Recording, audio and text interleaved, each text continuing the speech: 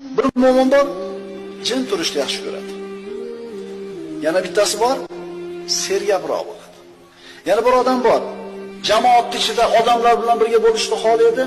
Yana bir mo'min bor, yolg'iz turishni xohlaydi. Bir mo'min bor, tashqi ko'rishiga nihoyatda chiroyli e'tibor berib, kirtin yuradi. Kimdir? Umuman qaramaydi ustiga. Bu Alloh taolo insonlarning tabiatiga joylangan narsa.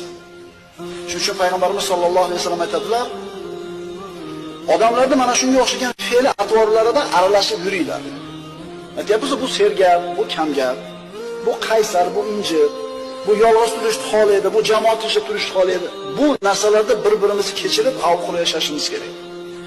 Odamlarda fe'l atvorlarida aralashib yashanglar, ammo amallarda ularga xilof ish tutinglar. Ya'ni gunoh, ma'siyatga kirsa, aralashib ketavermanglar, ajralinglar, gunoh qilmanglar degan.